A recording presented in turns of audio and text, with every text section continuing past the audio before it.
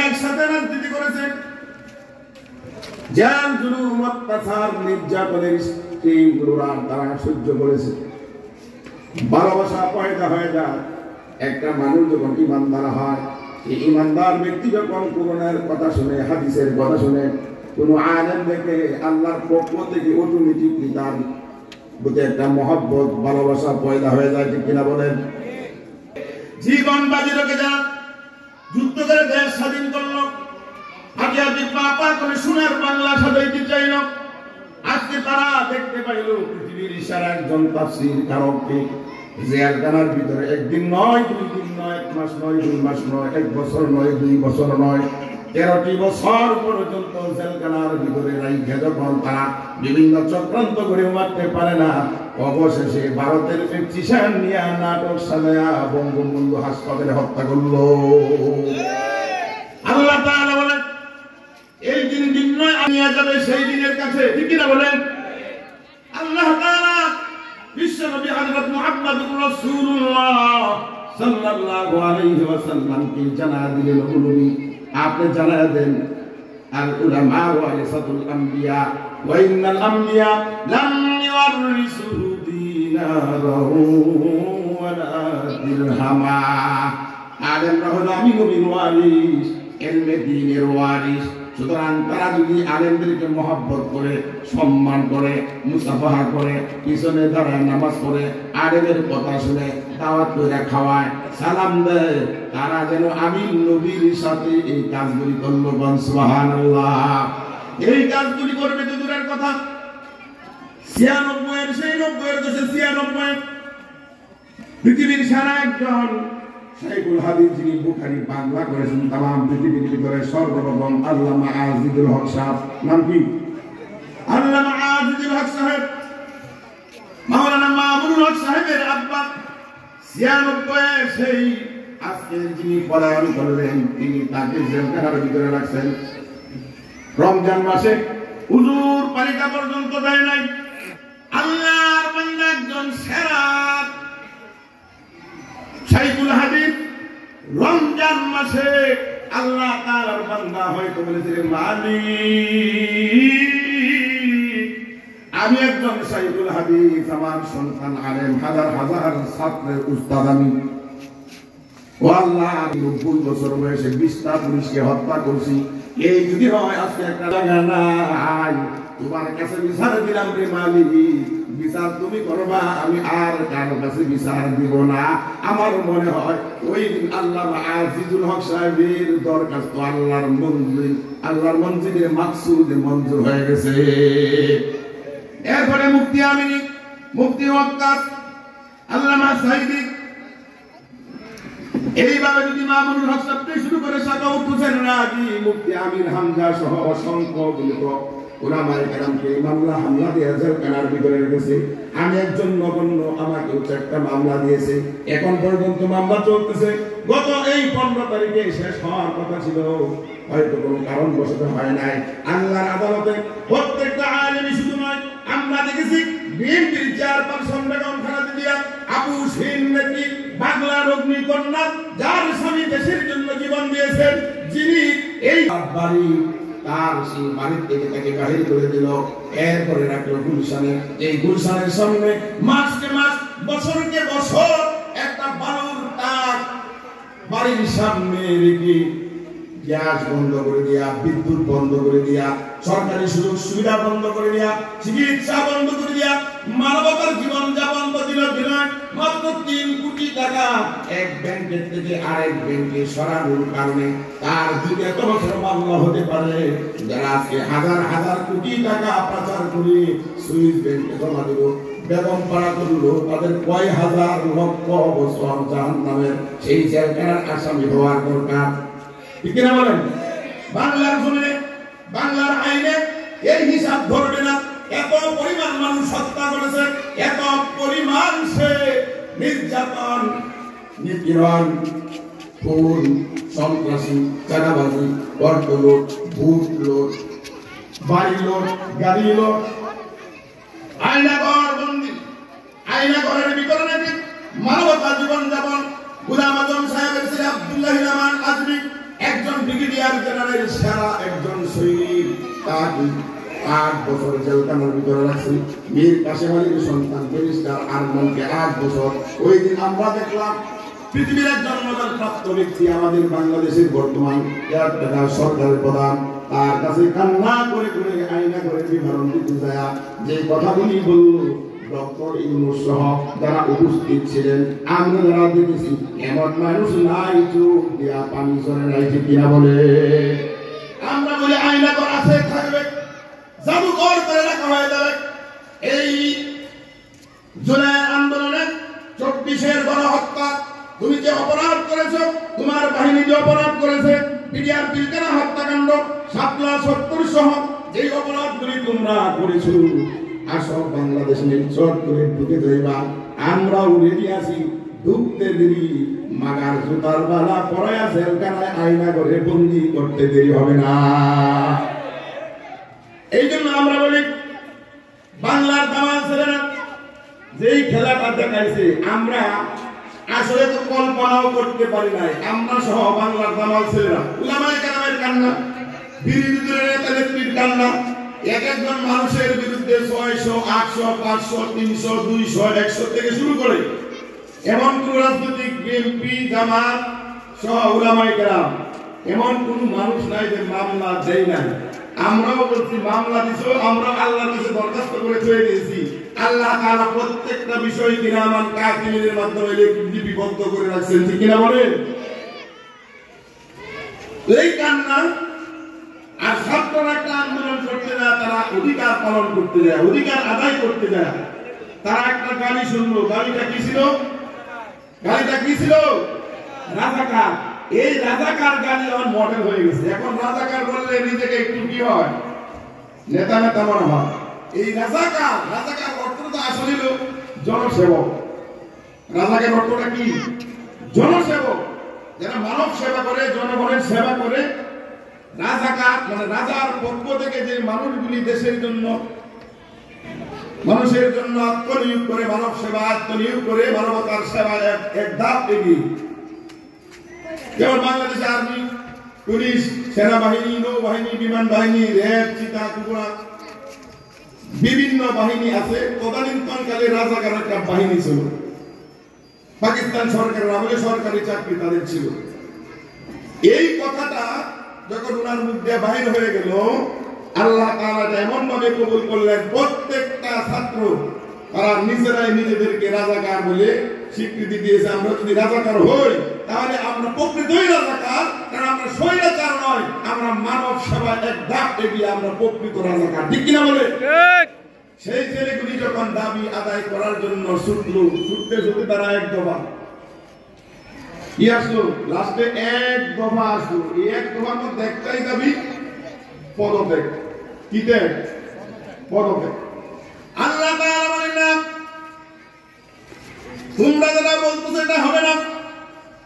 তোমরা বলতেছো পদত্যাগ, আমি আল্লাহ তাআলার আইনে পদত্যাগ নয়, দেশ ত্যাগ। কি ত্যাগ হইল? দেশ ত্যাগ। অপরদিকে কি বলছেন? আমার এই দেশের জনগণ, আমার এই দেশ, আমি এই দেশে জন্ম হয়েছি, আমি আজকে এই দেশেই থাকবো, মরবো এই দেশেই মরবো, সুতরাং এই দেশের থেকে আমি যাব না। তিনি ছিলেন আপুসীন নেত্রী আছেন। আল্লাহ তাআলা ওনাকে সুস্থতার জিন্দেগি দিয়ে দেশে ফিরে ওনার সন্তানকে সহ দেশের ক্ষমতা আল্লাহ তাআলা কাকে দিবেন এটা কে জানেন? কে জানেন? আল্লাহ তাআলা বলেন, তুকুতিল মুলকা মান তাশাউ ওয়া তানজিউল মুলকা মিম্মান তাশাউ ওয়া তুইজ্জু মান তাশাউ ওয়া তুযিল্লু মান তাশাউ বিয়াদিকাল খায়র ইন্নাকা আলা কুল্লি শাইইন কাদির। সুবহানাল্লাহ। আল্লাহ তাআলা বলে, ক্ষমতার মালিক আমি, ক্ষমতা দেই আমি, ক্ষমতা নেই আমি। আমি ইজ্জত করি, আমি ইজ্জত দান করি। আমি কাহাকে জুতার মালাও পরাইতে পারি, আবার কাহাকে আমি ফুলের মালাও পরাইতে পারি। সমস্ত ক্ষমতার অধিপতি কে?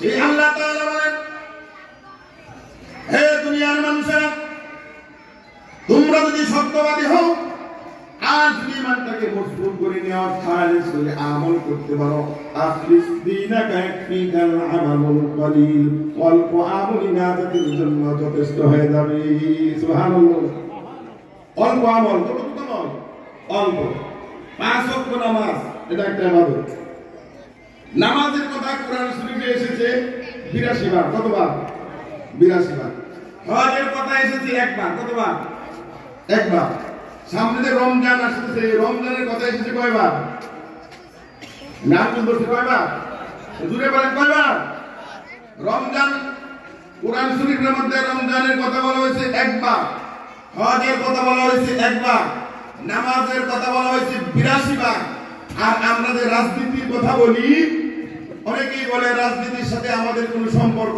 নাই রাজনীতির কথা আল্লাহ তাআলা কোরআনে কারীমের মধ্যে বলেছেন 903 বার সুবহানাল্লাহ বলেন না কতবার 903 বার মতান্তর একটু কম বেশি হতে পারে কোরআনে কারীমের মধ্যে বলেছেন রাজনীতির কথা 903 বার নামাজের কথা বলছেন 82 বার হজের কথা বলছেন একবার রোজার কথা বলছেন একবার তাহলে বলেন তো দেখি যে জিনিসটা একবার বলছে এটার গুরুত্ব বেশি নাকি যেটা 903 বার বলেছে ওটার গুরুত্ব বেশি কোনটার গুরুত্ব বেশি কোনটা আচ্ছা বলেন তো দেখি পানি এবং অক্সিজেন অর্থাৎ বাতাস আমরা যেভাবে ব্যবহার করি যেমন আলু মরিচ পেঁয়াজ রসুন আদা এভরিথিং মুরগির গোশত গরুর গোশত ইলিশ মাছ চিংড়ি মাছ গরুর গোশত চিংড়ি মাছ ইলিশ মাছ এটা মানুষে খাইতে ভালো পায় কি পায় না খাইতে মজা কম না বেশি এটার দাম কম না বেশি আচ্ছা এই গরুর গোশত ইলিশ মাছ চিংড়ি মাছ এই তিনটা জিনিস আমি ধরি এই তিনটা জিনিস খায়া আপনি জীবিত থাকবেন জীবিত থাকতে হলে কি দরকার অক্সিজেন কি দরকার অক্সিজেন দরকার অর্থাৎ বাতাস দরকার নিঃশ্বাসটা আমরা নেই পানি দরকার বাতাস দরকার আপনি যদি এইগুলি খাইতে চান তাহলে আপনার বেঁচে থাকতে হবে আর যদি আপনি বেঁচে থাকতে চান তাহলে আপনার অক্সিজেন দরকার আল্লাহ তাআলা বলে এই অক্সিজেন এবং পানি এই দুইটা জিনিসের দরকার বেশি এইজন্য আমি টাকার হিসাব হিসাবে দেয়া দিলাম এই দুইটা জিনিস যদি চিংড়ি মাছ আর ইলিশ মাছ গরুর গোশতের মতো প্রতিদিন মানুষের কিনতে হইতো এই বিল্ডিং থাকতো না বিল্ডিং বেশি বেশি এগুলি কিনে খাইতে হইতো ঠিক কিনা বলে তাহলে আল্লাহ তাআলা বলেন যে জিনিসটার দরকার বেশি এটা আমি দান করেছি বেশি দুনিয়াতে নারী দরকার বেশি নারী দান করেছি বেশি প্রত্যেকটা পুরুষ যদি 4টা করে বিবাহ করতে চায় মাসনা ওয়া সুলাসা ওয়া রুবা যদি প্রত্যেকটা পুরুষ 4টা করে বিবাহ করতে চায় আল্লাহ কয় অভাব পড়বে না আমি দুনিয়াতে নারী দান করেছি বেশি সুবহানাল্লাহ বলে জান্নাতের ভিতরে হুর জ্ঞানবান বেশি একজন জান্নাতি পুরুষকে কম পক্ষে হুর দেওয়া হবে কয়টা কমপক্ষে বর্ণনা আছে 70,000 70 লাখ এরপরে আল্লাহ তাআলা বলেন টাকার হিসাব হিসাবে আমি তুমি দান করব তোমাকে আমি দান করব তুমি যেদিকে যাইবা বাজারে যাইবা সুন্দর বাজার মিলা দিব মনে মনে দেখবা এত সুন্দর নারী এত সুন্দর দেখা যায় চোখের দিকে তাকাইলে মনে হয় হায় এমন সুন্দর কোনদিন দেখি নাই আল্লাহ কয় আসলেই দেখো না এইগুলি দেখবা করতে গিয়ে দুনিয়া তো ঘুরে রাত যায় নাই এই হুর তাদের জন্য লেগেছি যারা দুনিয়াতে তাদের জীবন যৌবনের হেফাজত করেছে সতীত্বের হেফাজত করেছে আল্লাহ তাআলা বলে তাদের জন্য আমি হুর রেখেছি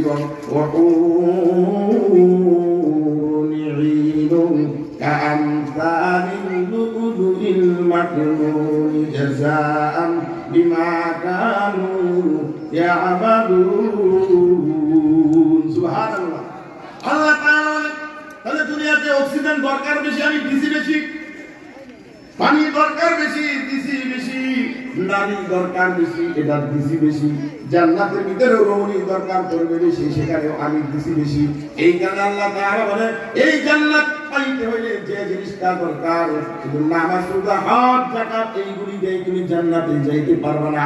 জন্ম থেকে নিয়ে মৃত্যুর আগ পর্যন্ত তোমার পারিবারিক জীবন, দাম্পত্য জীবন, সামাজিক জীবন, রাষ্ট্রীয় জীবন, আন্তর্জাতিক জীবন, রান্নাঘর থেকে শুরু করে নিয়ে বঙ্গভবন পর্যন্ত আল্লাহ তাআলা বলে তোমার জীবন যদি তুমি কোরআন এবং হাদিস দিয়ে সাজাইতে পারো তাহলে আমি ওই জান্নাতটাই তোমারে দিব, যে জান্নাতে গেলে পরে সুখ আছে, শান্তি আছে, অশান্তি নাই, যৌবন আছে, বার্ধক্য নাই, সুস্থতা আছে, অসুস্থতা নাই, জীবন আছে, মরণ নাই।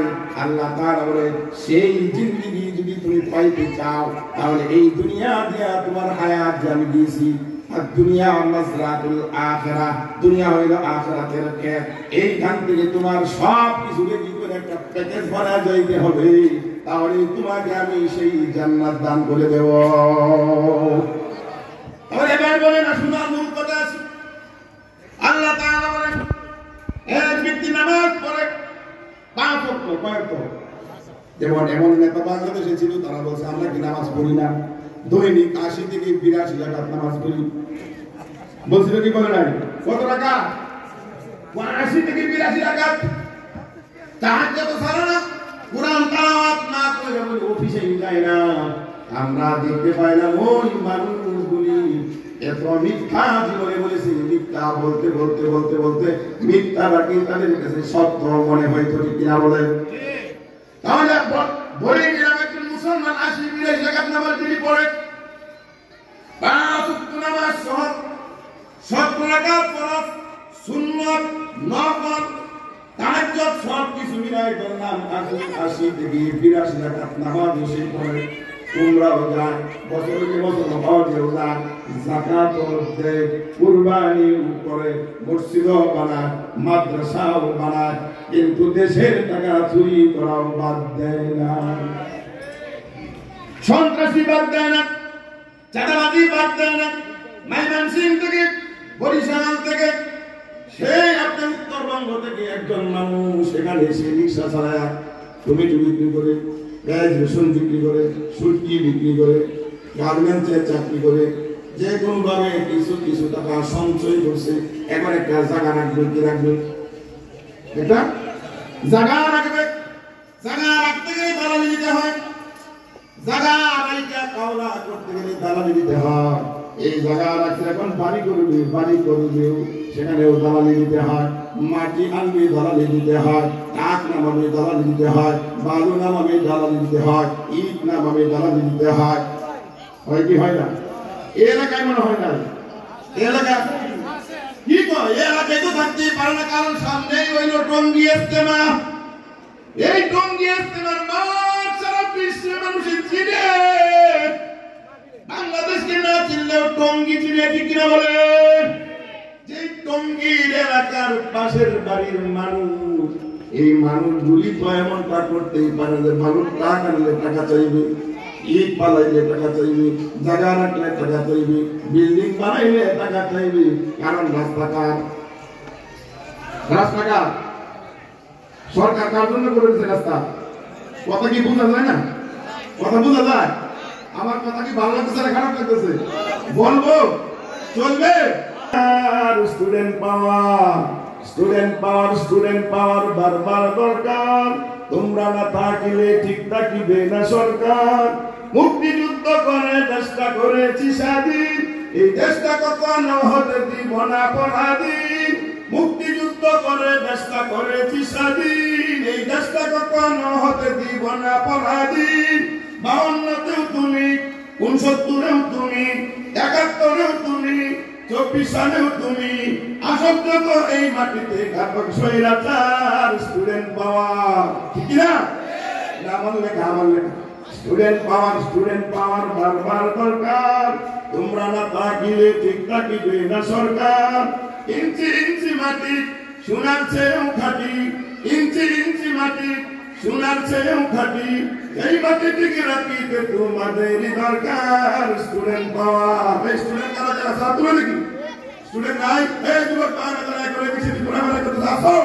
তোমাদের রক্ত, তোমাদের পথ তথা জীবনের বিনিময়ে হাত হারাইছো, পাও হারাইছো, চোখ হারাইছো, কান হারাইছো, অঙ্গ প্রত্যঙ্গ ছিন্ন বিচ্ছিন্ন হয়ে গেছে। এখন হাসপাতালে কেউ বাংলাদেশে কেউ বিদেশে, কত মা তার সন্তান হারাইছে, কত বোন তার স্বামী হারাইছে, কত ভাই তার ভাই হারাইছে, কত বন্ধু তার বন্ধু হারাইছে। সব কিছু বিনিময়ে আজকে এই স্বাধীন বাংলাদেশে আমরা মহান করে কথা বলতে পারতেছি, ঠিক কিনা বলে? তাহলে তাদের অধিকার এবং তাদের চাওয়া পাওয়া এইগুলি আমরা যদি এই আত্মকে আমরা যদি স্বীকৃতি না দেই, এটা আন্তর্জাতিক বেইমানি হবে, ঠিক কিনা বলেন? আমি তো মনে করি এই ছাত্ররা যা করছে, আল্লাহ তাআলা এই ছাত্রদের সাথে আবাবিল পাখি দিয়া সাহায্য করছে। যেমনি ভাবে হস্তি বাহিনী আল্লাহ তাআলার ঘরকে ধ্বংস করার জন্য রেডি হয়ে গেল। প্রশিক্ষণ প্রাপ্ত হস্তি বাহিনী এক পাও আগায়, তিন পাও পিছায়, সামনে আগায় না, কারণ পশু তো দেখতেছে এখানে যে চাইতেছে আল্লাহর ঘর ধ্বংস করার জন্য। এই ঘর ধ্বংস করবো তো দূরের কথা, আমরাই ধ্বংস হয়ে যাব, ঠিক কিনা বলে? আজকে আল্লাহ তাআলা বলে, আসো হযরত আব্দুল মুত্তালিব, আপনি আমার নবীর দ্বারা দিনার উটের বহর ছিল, এই উটগুলি সন্ত্রাসী বাহিনী নিয়ে গেল। তিনি গিয়া বলতেছে, আমার উটগুলি আমার দিয়ে দাও। তারা বলতেছে, বাহ আব্দুল মুত্তালিব, বাহ তুমি কেমন মুতাওয়াল্লি, তোমার আল্লাহর ঘর ধ্বংস করার জন্য আবরার বাদশা আসতেছে হস্তি বাহিনী নিয়ে, এই দিক দিয়ে তোমার কোনো খবর নাই, তুমি আসো তোমার উট নেওয়ার জন্য আজিব কারবার। আল্লাহ তাআলার বান্দা আব্দুল মুত্তালিব বলে, উটের মালিক আমি, এই উটগুলি আমার, আমি আমার উট নিতে এসেছি। আর আল্লাহর যে ঘর বাইতুল্লাহ, এটার মালিক কে? এটার মালিক কে? আল্লাহ। আল্লাহ তাআলার ঘর আল্লাহ নিজে বানাইছেন ফেরেশতা দিয়া। এই ঘর আল্লাহ তাআলা নিজেই রক্ষণাবেক্ষণ করতেছেন। সুতরাং আল্লাহর ঘর আল্লাহ নিজে হেফাজত করবে। আমি আল্লাহর কাছে আল্লাহর ঘর ছেড়ে দিয়েছি, আমার উটগুলি আমার দিয়া দাও, সুবহানাল্লাহ। আসলো তারা, আল্লাহ তাআলার বান্দা আমার কাছে বললেন, আল্লাহ প্রতিদিন একজন বাদশার বিরুদ্ধে আমার যুদ্ধ করে তোমার ঘর নিয়ন্ত্রণ করা, নিরাপত্তা আমার দ্বারা সম্ভব না, কিন্তু তুমি সর্বময় ক্ষমতার মালিক, আল্লাহ আপনার কাছে ছেড়ে দিনা, আপনি কেমনে হেফাজত করবেন এটা আপনার এলেমেই জানা আছে। আল্লাহ তাআলা বলেন, আসতে দাও, হস্তি বাহিনীর বিরুদ্ধে হস্তি পাঠাবো না, উট লাগবে না, ঘোড়া লাগবে না, জঙ্গলের হিংস্র প্রাণী ভাগ বন্ধ লাগবে না। আমি এমন একটা বাহিনী রাখছি, আমার ফেরেশতাও দরকার নাই, এই আব্দুল মুত্তালিব তোমারও দরকার নাই। আমি একটা সাধারণ জিনিস রাখছি, এই সাধারণ জিনিস দিয়ে আমি অসাধারণ জিনিসকে সরায় দিব। তোমাদের কাছে অসাধারণ কি দিয়ে সরাইলে? আবাবিল। আলাম তারা কাইফা ফাআলা রাব্বুকা বিআসহাবিল ফিল আলাম ইয়াজআল কাইদাহুম ফি তাদলিল ওয়া আরসালা আলাইহিম তায়রান আবাবিল। এই আবাবিল পাখি যাকে যাকে আল্লাহ নিযুক্ত করে দিয়া বলতেছেন, আব্রাহার বাদশাকে হস্তি বাহিনী নিয়ে আসলো আমার ঘর ধ্বংস করার জন্য। হে পাখিরা, তোমরা নির্দিষ্ট যে লোক আমি তোমাদেরকে দেখা দিব, সে হইল তোমার শিকার। একটা করে পাথর মুখে, দুইটা করে পাথর দুই পায়ে, মোট কয়টা পাথর? কয়টা? তিনটা পাথর। আমি যাকে দেখা দিছি তাকে তুমি হত্যা করবা, অন্য জনকে নয়। প্রত্যেকটা পাখিকে আল্লাহ তাআলা দেখা দিলেন তার শিকারকে, তার শত্রুকে, কাকে সে হত্যা করবে। যাকে যাকে পাখি উঠতেছে আল্লাহ তাআলার ঘরকে হত্যা করার জন্য, ধ্বংস করার জন্য, দুনিয়া থেকে নির্মূল করে দেওয়ার জন্য যখন হস্তি বাহিনী আসলো, একটা করে আবাবিল পাখি, এটা এত বড় পাখি না, কাকের মতো না, সিল ঘুড়ি দূরের কথা, শকুন দূরের কথা, এরকম না, ঈগল পাখির মতো বড় না, ছোট্ট একটা পাখি, দুয়াল পাখির মতো। এমন একটা পাখিকে আল্লাহ তাআলা যখন নির্দেশ দিয়ে দিলেন, প্রত্যেকটা পাখি তার দেখানো শিকারকে আস্তে করে পাথরগুলি পাও এবং ঠোঁটের থেকে ছেড়ে দেয়। তাফসীর কারকরা বলে ওই যে তয়রান আবাবিলা তারমিহিম বিহিজারাতিন মিন সিজ্জিল, যে তারমিহিম বিহিজারাতিন মিন সিজ্জিল, এটা এমন ওই যে আমরা ধান যে মারাই গরু দিয়া, এখন তো কি দেয়া, মেশিন দিয়া, আগে ধান দিয়ে আমরা যে মারাইতো ঘোরায় ঘোরায়, একটাকে রাখতো এটার নেতা, এটার গলার মধ্যে বাইন্ধে দিত একটা বাঁশ, আর চতুর্দিক দিয়ে গরুগুলি করে ঘুরতো, পালাইতো, লেদাইতো, ছেড়াইতো, ঘুরতে ঘুরতে ঘুরতে ঘুরতে এই খেরের থেকে ধান বাহির হইত।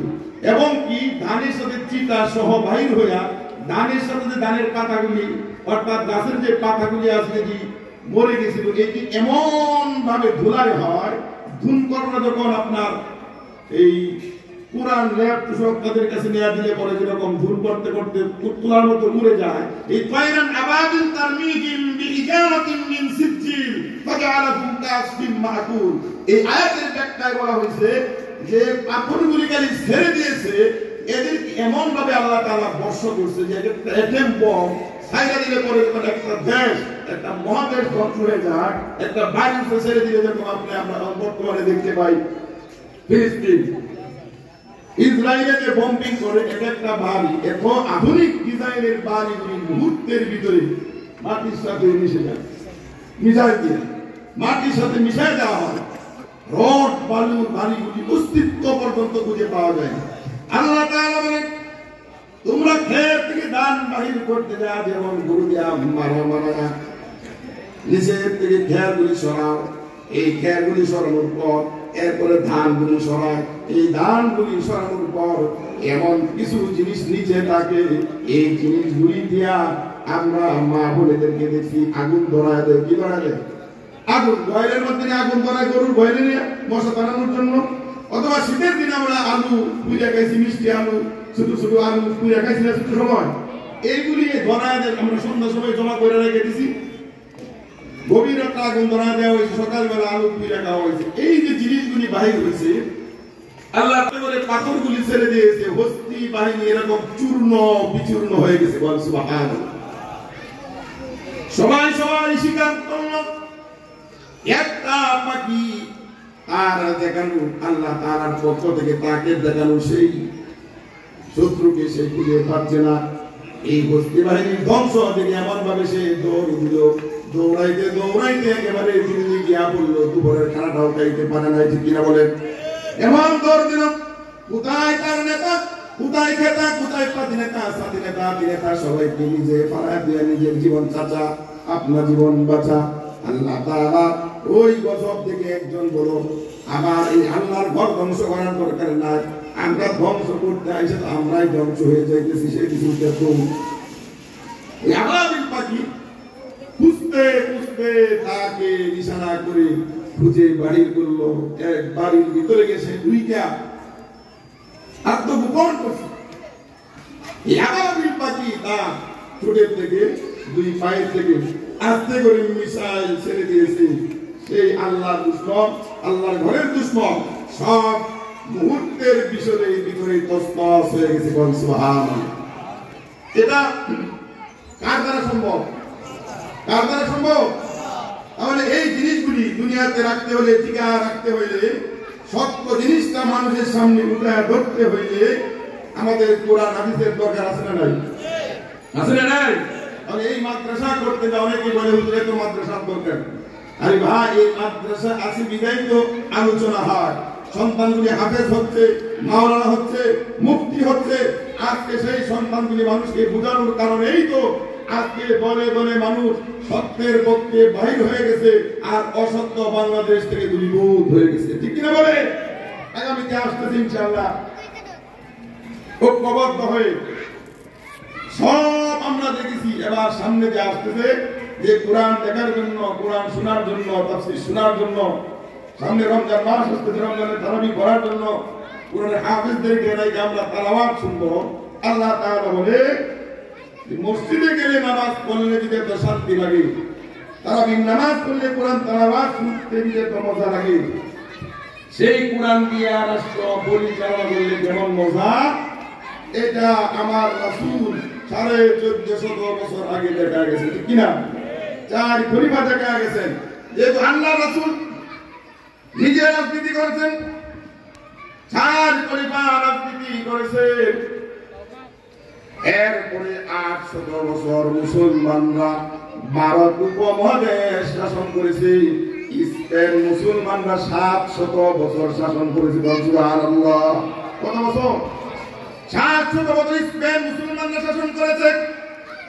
এই যে আত্মগুল উসমানিয়া খেলাফত, এইগুলি মুসলমানদের ইতিহাস। ভারত উপমহাদেশ মুসলমানরা শাসন করেছে। আল্লাহ এবং আল্লাহর রাসূল যেভাবে শাসন করতে বলেছেন, ঠিক সেইভাবে তারা শাসন করিয়া দেখা গেছে আমরা যতদিন শাসন করেছি পৃথিবীর মানুষ শান্তিতে ছিল। আর তারা মাত্র 100 বছর, এখনো পুরা হয় নাই, এই 100 বছর স্বৈর শাসকেরা গণতান্ত্রিক পদ্ধতিতে রাষ্ট্রকে তারা শান্ত রাখতে যায়, মানুষের অধিকার বুঝিয়ে দিতে যায়, মানুষের অধিকার হরণ করেছে বেশি।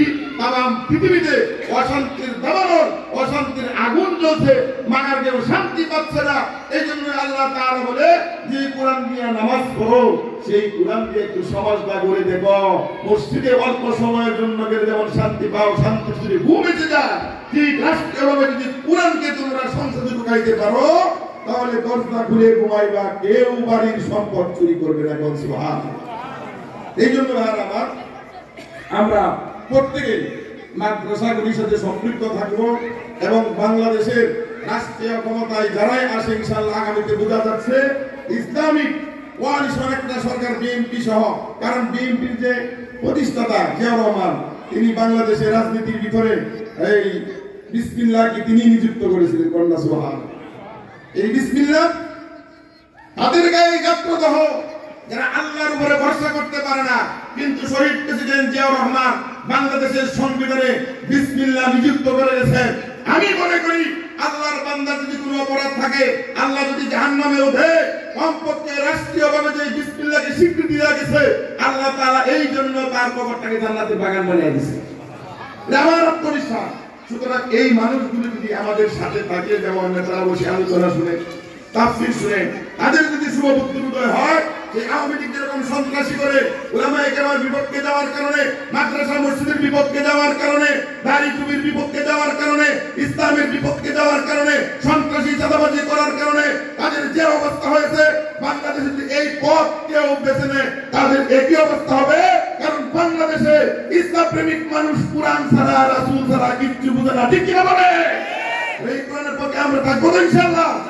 এই কোরআনের পক্ষে যদি আবার ছাত্ররা ডাক দেয়, আবার যদি জনগণ ডাক দেয়, রাজনীতিবিদরা ডাক দেয়, অতন্ত্র প্রহরীর মতো যার যা আছে, আমরা সামনে নিয়ে অগ্রসর হব।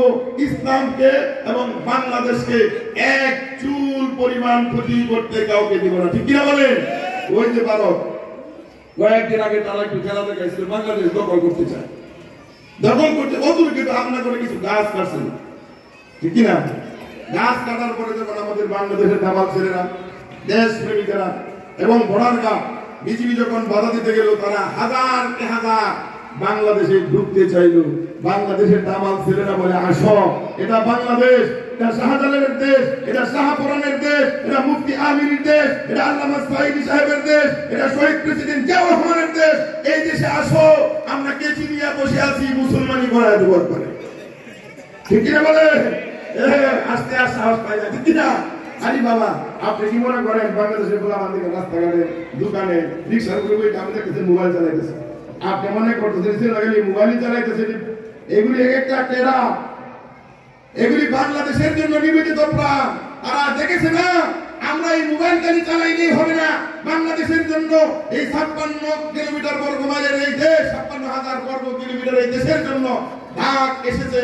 কলেজ, ভার্সিটি, স্কুল, মাদ্রাসা, সমস্ত রাজনীতিবিদরা একসাথে কাঁধে কাঁধ মিলায় বাংলাদেশের জন্য তারা হাজির হয়ে গেছে। টেকনাফ থেকে তেতুলিয়া, রূপসা থেকে পাতুলিয়া, হেমিলিয়নের বাসিওয়ালার মতো যখন ছুটল বঙ্গভবনের দিকে, গণভবনের দিকে, সংসদ ভবনের দিকে, শয়তান দেখছে আর এই বাংলাদেশে তালিবানি লেখতালি চলবে না। সদরবরের দিন শেষ, একামতি দিনের বাংলাদেশ, ঠিক কিনা বলে? এই একামতি দিনের বাংলাদেশ তারা দেখলো আর চলবে না। বিমানে রাস্তা দিয়া দৌড়ায়া নৌকা ডুবায়া তারা চলে গেছে। আল্লাহ তাআলার এই বাংলাদেশ আমরা যতটুকু জানতেছি, যতটুকু বুঝতেছি, তাম পৃথিবীর ভিতরে যদি খেলাফত কায়েম হয়, সর্বপ্রথম মনে হয় বাংলাদেশেই হবে। যদি হয় আমাদের লাভ না লস? আমাদের লাভ না লস? দুনিয়াতেও লাভ, পরকালেও লাভ। এই লাভের ভিতরে আমরা কারা কাছে হাত তুলে দেখাই? নারায়ে তাকবীর, নারায়ে তাকবীর। আমি 2 মিনিটের মধ্যে শেষ করে দিচ্ছি। সামনে রমজান মাস আসছে, কি মাস আসতেছে?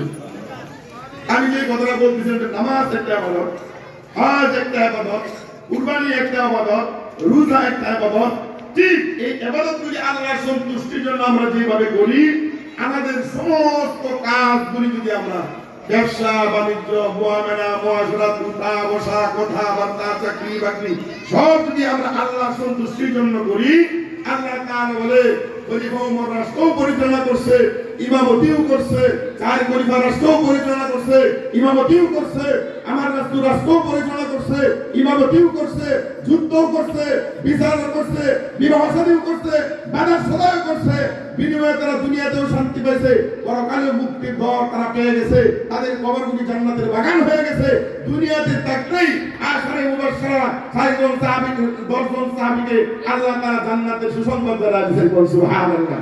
তারা রাজনীতি করে, রাষ্ট্র পরিচালনা করে, ব্যক্তি জীবন থেকে শুরু করে নিয়ে রাষ্ট্রীয় জীবন পর্যন্ত তারা দেখা দিয়েছে, আল্লাহ তোমরা আমার জন্য সবকিছু করছো, ইন্না সালাতি ওয়া নুসুকি ওয়া মাহইয়ায়া ওয়া মামাতি লিল্লাহি রাব্বিল আলামিন, সব যখন আমার জন্য করছো, আমি তোমাদের জন্য একটা সুসংবাদ দিয়ে দিলাম, দুনিয়াতে থাকতেই শোনা দিলাম তোমরা জান্নাতি।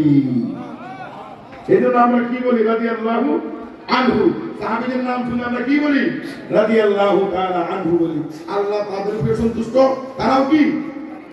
তাহলে রমজান যে আসতেছে, এখন সারা পৃথিবীতে রমজান আসতে বলে জিনিসের দাম কমে, আর আমাদের দেশে বাড়ে। বাংলাদেশের মানুষ নিজে খালি খাইবার চায়, ইফতারি করার সময় খালি নিজের সামনে খালি নিতে চায়, নিজের সামনে। আরে ভাই, কি খাইবেন আপনি? কত খাইবেন? আরেকজনকে দেন। আপনি যদি একটা খেজুর দিয়েও কাউকে ইফতার করাইতে পারেন, এক গ্রুপ পানি দিয়েও যদি কাউকে ইফতার করাইতে পারেন, রোজার সমান সব আল্লাহ তাআলা আপনাকে দান করে দিবেন। সুলাবু, পেঁয়াজু, নিত্য প্রয়োজনীয় জিনিসের দাম দর কমায় দেন। বরকতের মালিক কে? আল্লাহ তাআলা বলেন, বরকতের দরজা আমি রমজান মাসে খুলে দেই। এত পরিমাণ তোমরা খাবার খাও, এত পরিমাণ খাও, এরপরে বরকত আমি আল্লাহ তাআলা দিয়া রাখছি। দোকানের বরকত, বাজারের বরকত, শরীরের বরকত, স্বাস্থ্যের বরকত, কথার মধ্যে বরকত, একজনকে দেখতে আরেকজনের ভালো লাগে, মসজিদের মধ্যেও বরকত, রাস্তাঘাটে বরকত। আমার এই কোরআন দিয়া যেইভাবে তোমরা রাষ্ট্র পরিচালনা করতে চাও, যেইভাবে তোমরা নামাজ পড়ো কোরআন দিয়া, রোজা রাখো কোরআন দিয়া, হজ করো কোরআন দিয়া, যাকাত দাও কোরআন দিয়া, কুরবানি করো কোরআন দিয়া, পর্দা করো কোরআন দিয়া, লেনদেন করো কোরআন দিয়া, ঠিক রাজনীতিটাও যদি কোরআন দিয়া করতে পারো, আমি আল্লাহ তাআলা আমার এই 10 জন সাহাবীর মতো তোমাদেরকে সুসংবাদ শোনা দিলাম, তোমরাও জান্নাতি। সুবহানাল্লাহ। আজকে এই মাদ্রাসা আল কারীম আইডিয়াল, এই মাদ্রাসাকে আল্লাহ তাআলা কবুল করুন। এই মাদ্রাসার এখানে মাদ্রাসা থাকার কারণে আজকে আলোচনা হয়েছে। বড় বড় বুজুর্গ উলামায়ে কেরাম আছেন, আল্লাহ তাআলা তাদের জবান থেকে সুন্দর সঠিক কথাগুলি বাহির করে দিবেন। আপনারা শুনবেন, মুনাজাত করে শেষ পর্যন্ত থেকে মুনাজাত করে যাইবেন, তার আগে যাইবেন না। হাত তুলে, হাত তুলে, নারায়ে তাকবীর। মাশাআল্লাহ, মাশাআল্লাহ, আলহামদুলিল্লাহ। এই রমজান মাসে আমরা রোজা রাখবো কার সন্তুষ্টির জন্য? আল্লাহর সন্তুষ্টির জন্য। আল্লাহ তাআলা সুসংবাদ শুনিয়ে দিয়েছেন, আস-সাওমু লি ওয়া আনা আজজি বিহি, রোজা আমার জন্য আর আমি নিজেই রোজার প্রতিদান। এইজন্য আল্লাহ তাআলা বলেছেন, ইয়া আইয়ুহাল্লাযীনা আমানু কুতিবা আলাইকুমুস সিয়াম কামা কুতিবা আলাল্লাযীনা মিন ক্বাবলিকুম লাআল্লাকুম তাত্তাকুন। হে ঈমানদারেরা, হে বিশ্বাসীরা, হে মুসলমানেরা, তোমরা রোজা রাখো। ওই পূর্ববর্তীর উপর যেমন আমি রোজা ফরজ করেছিলাম, তারা রোজা রেখেছিল, তোমাদের উপর রোজা ফরজ করলাম।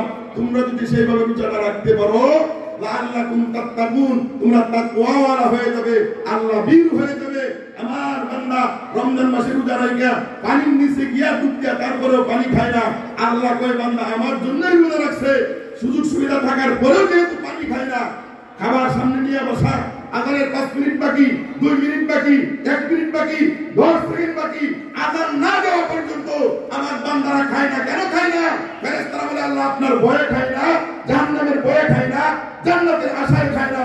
আল্লাহ তাআলা বলে তোমরা সাক্ষী রাখো আমার যেই বান্দারা সামনে খাবার নিয়ে পেটের মধ্যে ক্ষুধা, বুকের মধ্যে তৃষ্ণা, এরপরও পানি খায় না, শরবত সামনে, সালাদ সামনে, ফল ফ্রুট সামনে, পানি সামনে, এরপরেও খায় না, আমার এই বান্দা বান্দীগুলি আমার জন্যই খায় না, আমি তাদের জন্য জান্নাতের মধ্যে এমন সুন্দর জান্নাত রাখছি যে জান্নাতটা দরজা দিয়ে গেলে রোজাদার সুবহানাল্লাহ। সেই রোজার সামনে আমরা রোজা রাখবো, কেউ বলবো না হুজুর আমার ডায়াবেটিস। এখন ডাক্তাররা বলছে রোজা রাখলে ডায়াবেটিস কমে যায়, ঠিক কিনা? এরপরে ক্যান্সার, আলসার, এরপরে আর একটা আছে গ্যাস্ট্রিক। কি ঠিক? গ্যাস্ট্রিক। আপনি রোজা রাখবেন, গ্যাস্ট্রিক ঠিক হয়ে যাবে। অনিয়মিত খাবার, অপরিমিত খাবারের জন্যই গ্যাস্ট্রিক হয়, আলসার হয়, ডায়াবেটিস হয়। খাইতে খাইতে আমাদের সব কিছু রিজার্ভ হয়ে যায়। আল্লাহকে 1 মাস রোজা রাখবা, বাকি 11 মাস তোমার সেই খাদ্য নানি প্রকাশ করি আমি রেডি করে দিব, বাকি 11 মাস আবার খাইতে পারবা। সুবহানাল্লাহ। আল্লাহ তাআলা আমাদের প্রত্যেককে রোজা রাখার তৌফিক দান করুন। সকলে বলি আমিন। ওয়া আখিরু দাওয়ানা আলহামদুলিল্লাহি রাব্বিল আলামিন। আসসালামু আলাইকুম ওয়া রাহমাতুল্লাহি ওয়া বারাকাতুহু। জাযাকাল্লাহু